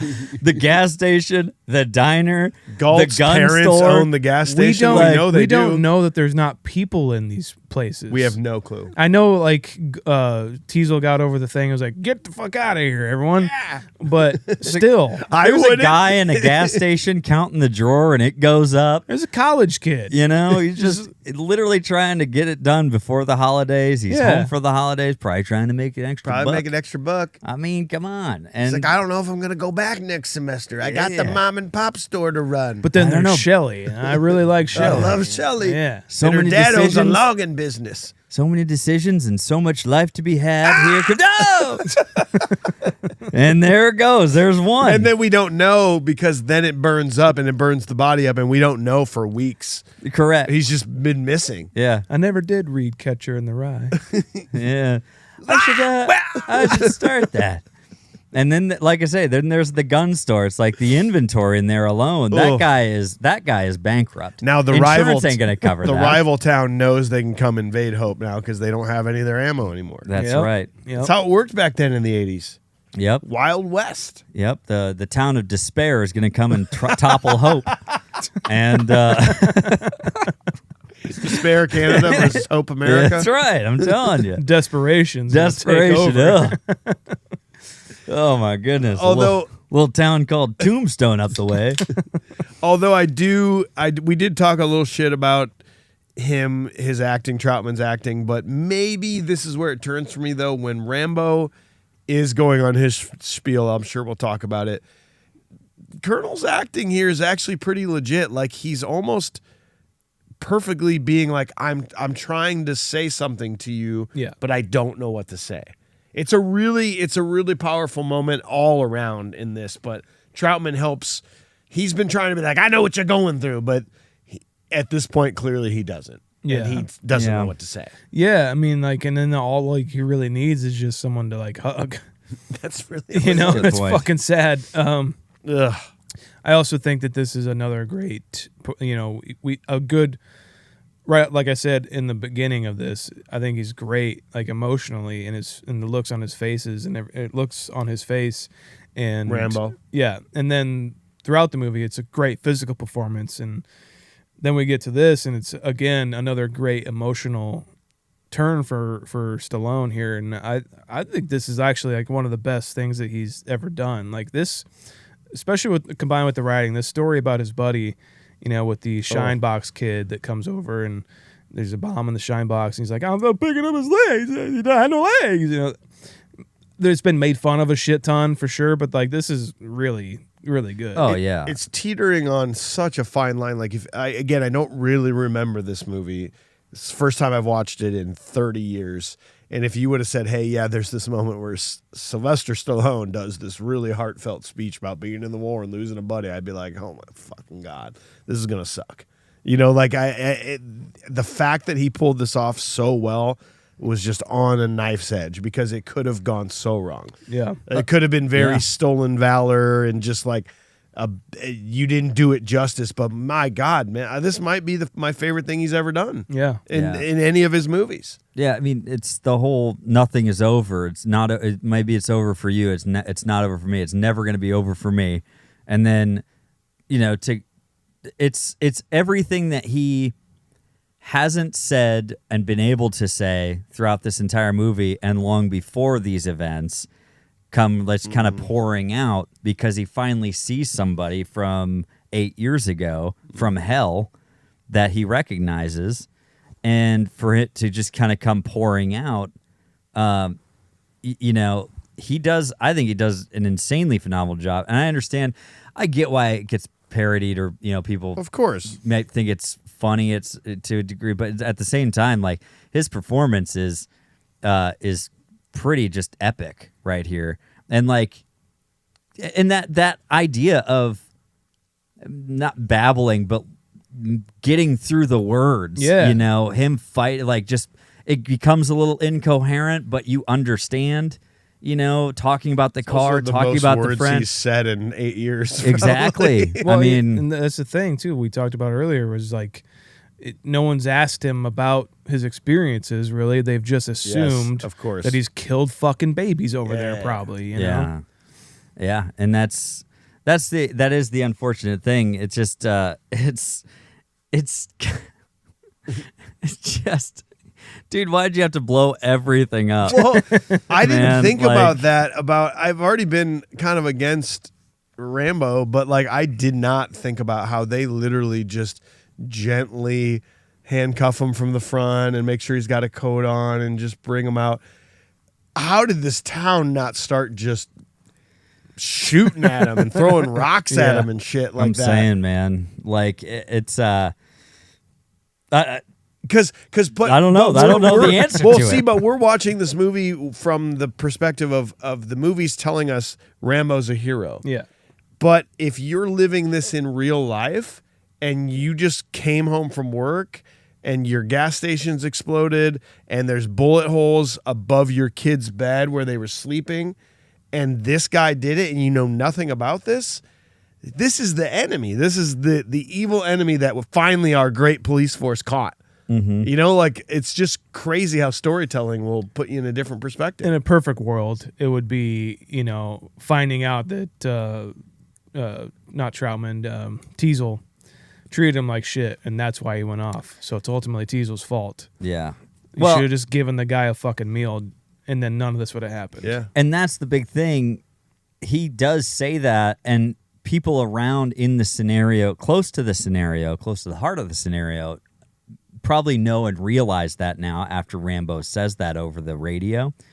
But then you have, they show that newscast where he's completely spinning it of he's already killed one deputy. Of course, so they already and the other deputies, thanks to their professional training and skills, it's like bullshit. They're all bumbling idiots compared to this guy. Media, bro. Yeah, man. And so they were all spinning it to make this a bad thing. So everybody in this town, if they're watching this broadcast, they're right along with you, Mike. Definitely. They said apparently, I don't know if this is real or if this is from the book, but Rambo was tried and sentenced to 8 years in a labor camp from what's happened here. He's found guilty of destruction of public property, grievous bodily harm, attempted murder of a sheriff, and the death of a deputy. And he'd finished serving his sentence in 1990 is what they're saying actually happened to Rambo in this story after that. And there goes Rambo to yet another one of our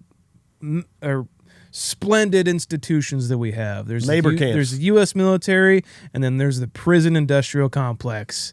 Oh, he's just gonna do great there. He's just gonna get so back to normal. There won't be a Rambo First Blood definitely part 2. Not. There definitely won't be. It's such a brutal cycle. This whole bullshit because of just the trauma that he experienced with the U.S. military and a selfless act of probably volunteering and doing this to the prison where he's going to now. Could have just had some therapy. Just becoming another number. Yep. Who was it that was supposed to be Troutman? It was Douglas? Mike Douglas or It wasn't Kirk Douglas. Kirk. Kirk Douglas. Kirk Douglas. Did you hear about that? I heard about this story. It's so bad. That he basically came to Stallone and the other producers, the director. He was like already hired to be Troutman. He was going to be Troutman, and like great casting, I think. Oh, yeah. Could have been amazing, right? But he came to him and he basically said, "Hey, I got this idea," and it's like right before filming, apparently. And he's like, "I got this great idea. In the end, I kill Rambo.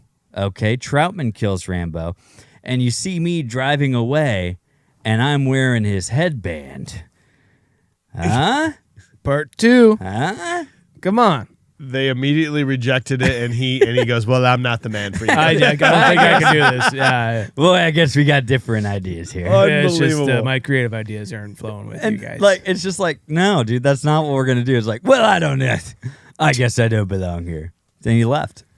Unreal. I can't help but think, especially like the relationship between the Colonel and Rambo, of Frankenstein. Kinda. To be honest, like it's just kind of another Frankenstein story, in my opinion, of just like he did make him. Like, you know, he says that God didn't make him. Create him. I did. I did. Wow, did you hear what I just said? Fucking music to my ears. Incredulous. Yes, I don't know. Yeah, I watched this movie for the third time with that aspect in my mind. I'm like, of just like a creation getting out of control, and the U.S.'s creation getting out of control. Yeah, kind of a fun way to look at the movie, but absolutely. Well, it's a really fun way to end it. You know, you've got it tied up, and they're like, "Well, we need a final song," and I'm convinced that actually we found it. That the worst recorded song in the history of music is in First Blood at the end. It was sung by vocalist Dan Hill. It's called It's a Long Road, and it was composed by Jerry Goldsmith. Jerry Goldsmith is a highly decorated composer. He's earned 18 Academy Award nominations and won an Oscar for his compositions. He wrote the worst song I've ever heard, hired the worst singer I've ever heard, and then they added a freeze frame, and then the song goes to double time in the middle as the freeze frame has kicked in.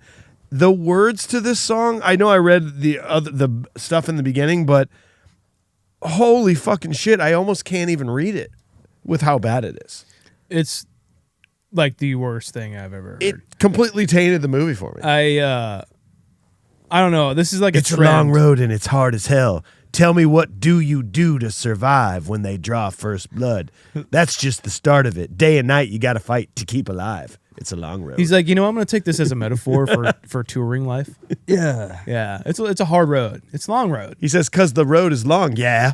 Each step is only the beginning. No breaks, just heartaches. Oh, man. Is anybody winning? Oh, Man, touring life, and then like Rambo. I'm Rambo. It's like the same. It's like somebody's like bad inner monologue. You know what I mean? It's a poem I wrote when I was 12. Okay. Yeah. It's basically what it is. Long road. Every town to town, they're all so different. Man, it's like seasons change. Man, life's weird. I change along with the seasons. Seasons change, and so do I. And dude, you know, And I love you, Tina. like it's just like Trey Parker wrote this song. No, like it they did really in is. It basketball. sounds. It's Team America It bullshit. sounds like it's just saying what it's seeing. Look out ahead, there's a truck changing lanes. Yeah. It's so bad, and I'm having trouble every time I've watched this movie that I didn't stop it in time before it started. I went, fuck! You just ruined it again. You'll be happy to know that the Blu-ray is not that song What? over and over and over again. It's not. Oh, it's good. not. It's just like weird stuff. But They didn't change it out and just put something cool. Okay. The ending song, this needs to be replaced with the ending song to when they're walking out at the end The Warriors? of, well, no. What other movie do they walk out in? All of them. Okay. Okay. But Dumb and Dumber. Which one? It's Oh. do, do, do, do, do, do, do. But can we still be friends? It's That's what it literally should've been. anything's better. That's better. Yes. The Totally Ballad good. of Peter Pumpkinhead would be better Dude. from the Crash Test Dummies. Okay, so we're gonna do one of those things like those slideshows where it's the ending of Rambo, but we're gonna put all these different songs over the top. Yeah. People need to vote and tell us what Yeah. should be. We'll That's each what it pick needs to one. be. We'll each Yep. pick one. Much like we did for Texas Chainsaw Massacre. Fantastic. I want to dance with somebody. We'll do Simple Minds, Don't You Forget About Me. No, don't worry. We won't. You fucking destroyed our town. It's we won't impossible forget to. about you. You've left your print. We Yeah. actually just changed the name to That Fucking Guy. That's the name of our town now. Ramboned. That's what they're calling the town. Hope is lost. Yeah. I can't do these late at night. Ram I know. don't. Don't. Okay, anyway, we've reviewed First Blood with a modern day eye. Time to give it a modern day rating. Sean, you've given it the confused breakfast treatment. What do you think about this, buddy? I do like it. I was looking forward to revisiting this and talking about it. Like I said, I think it's probably one of Sylvester Stallone's better performances that he's ever given. So it's worth it for that. Ted Kotcheff, I think, is an underrated director. I really like his movies that he has. I truly think people should watch Wake and Fright. It's kind of a masterpiece. But some of the flaws I have, I do think that the Colonel's a little hokey in some points. I like how short it is, but also at some points where like he is in the cave do kind of drag a little bit for me here and there. And then some of the ADR stuff at the end in the police station when he's talking to the Colonel, that kind of gets to me. But I do think it's a great movie. I think it's one of the best action movies of the 80s. I'm gonna give it a 7.7. 7.7 for Sean. AJ, what about you? Oh man, I'm trying to find some places, a place for this that makes sense compared to some other action movies, but also just compared in general to where some of my rankings have fallen as of late. And yeah, I mean, I think it's a pretty solid kind of place to live right in here because, yeah, so, I mean, I was pleasantly surprised getting to watch this the very first time, or really get to watch this movie because, like I said, you think of Rambo, you think of the things in number 2 and number 3, the over-the-top one-man army, Bowie knife, big guns, rockets, grenades, exploding arrows, everything, right? And that's fine. There's a place for that, 100%. But when you get into this and you have that expectation, I can understand why some people would be disappointed, but I was not. I was really taken aback by how much meaning there really is behind this one, especially because they do try to give, in number 2, they try to give a similar sentiment kind of at the end of that movie, and it doesn't land the same way. It comes off a little bit more as kind of, what'd you say it was earlier, Sean? Kind of stealing that...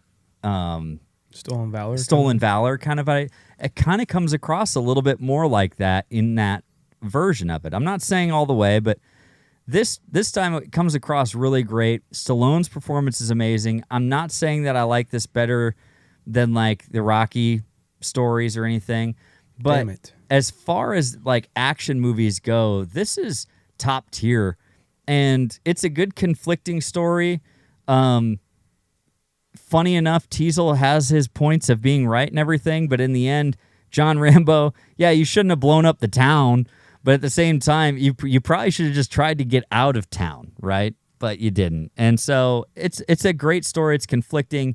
A lot of great elements to this, and I think it's one of Stallone's best performances with some really great performances around him. I will be giving this, I got to put this up above Fifth Element. Or sorry, right around Fifth Element, and I'm going to give this a 7.24. 7.24. 7.26. Sorry. Yep. 7.26. Okay. Yep. Very important. Got it. There we go. Now, you guys actually nailed it. I'll tell you what, the Pacific Northwest vibes for me is incredible. The pine trees with the clouds around them. Those the mist. mountains in the background, man. Holy shit. It's one of the first movies I ever saw along with Goonies to where I'm like, that's my thing. I need to go to that place. So it's beautiful. It's beautifully shot. It's a fun story. I like that it is fun to like look at it from all perspectives. Be like, there's no winners in this story. Like nobody won. The whole town's wrecked. Rambo's going back into the institution. But it's short. There are things I don't like Sean said. The Troutman for the most part. The end song honestly kills it. Like they could have landed that plane and they crashed it into the mountain. The end of this movie, but overall, it's great. I love Stallone, and it's 7.58 for me. Josh Miller says, so short and sweet. I went in expecting the worst, and right out of the gate, I learned two things. First, the movie isn't Rambo First Blood. It's just First Blood. All these years, I thought the title had been Rambo something, but no, Rambo came later. Secondly, did anyone catch that one of the producers is named Andrew Vajna? That just popped up in the credits. I literally went, wait, did that say vagina? Before it disappeared. Not the most dignified start to a gritty war drama. Anyway, back on track. Since I had no memory of seeing this before, I went in expecting something Cobra level cheesy. What I got instead, Rocky. This was actually a good movie. Sure, a lot of the acting outside of Brian Dennehy, criminally underrated, by the way, is pretty rough. Some of the dialogue's dated, and a few of the guys' action scenes look hilariously staged. The National Guard guys, absolute clowns. I couldn't help but laugh at how undisciplined they were. But underneath all that, the film really nails the emotional tone. As the son of a Green Beret who served, I have to give Stallone credit. He captured something real about veterans, especially those from special ops who saw years of combat. My dad always said surviving the war was the easy part. Surviving the peace is the hard one. This movie gets that. For all the jokes people make about Stallone's mumbling or uneven acting, this is one of the rare times his natural intensity and vulnerability actually work. Even when the acting dips, the emotion and authenticity carry it. For that reason alone, I'd never ask my dad to watch it. It'd probably make him furious. Love you, Dad.